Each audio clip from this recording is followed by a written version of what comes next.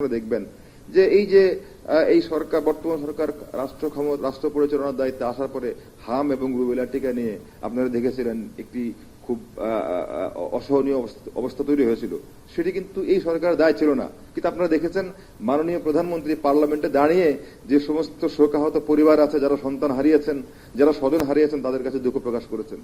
এটা কিন্তু ওনার দায় ছিল না, কিন্তু উনি দুঃখ প্রকাশ করেছেন এই কারণে, একটি সরকার যখন রাষ্ট্র ক্ষমতায় থাকে নাগরিকদের প্রতি তার দায়িত্ব আছে, দায়িত্ব আছে, সেই জায়গা থেকে দুঃখ প্রকাশ করেছেন। আমি তো মনে করি রাজনীতিতে যে গুণগত পরিবর্তন, যে সফলতা, এটা একটা দিক, যে জনগণের কাছে দায়বদ্ধ থাকা। আমি কথা বাড়াবো না, শুধু বলি গতকালকে আমরা গিয়েছিলাম কিশোরগঞ্জ, মাননীয় প্রধানমন্ত্রী গিয়েছিলেন কিশোরগঞ্জে। সেখানে উনি একটি কথা বলেছেন যে আমরা আমাদের এই বাংলাদেশটাকে একটি কল্যাণমূলক রাষ্ট্র হিসেবে প্রতিষ্ঠিত করতে চাই।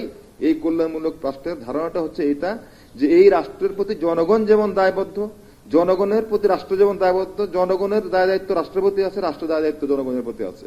ফলে রাষ্ট্র তার সাধ্য সামর্থ্য অনুযায়ী শেষ পর্যন্ত প্রত্যেকটা শ্রেণী পেশা জনগণের পাশে থাকবে এবং রাষ্ট্র থেকে সহায়তা যুদ্ধ পাবে। আবার নাগরিকরাও রাষ্ট্রের প্রতি তার নাগরিক হিসেবে যে দায়িত্ববোধগুলো আছে সেগুলো পালন করবে। এমন একটি কল্যাণমূলক রাষ্ট্র প্রতিষ্ঠা করার জন্য মাননীয় প্রধানমন্ত্রী কাজ করছেন।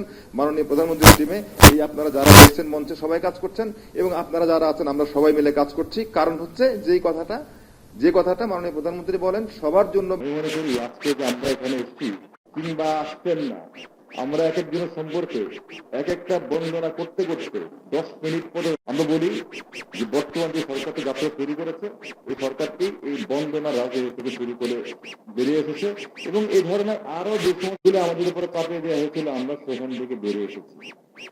এই আজকে আমরা 180 দিন আজকে সরকারের, জনগণের সরকারের আসলে 180 দিন আমরা উদযাপন করতে যাচ্ছি।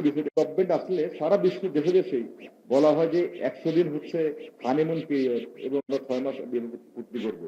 বরং কাজ করতে গিয়ে দেখা যায় যে কোন একটি পরিকল্পনা বাস্তবায়ন করতে গেলে বেশ কিছু সময় লাগে।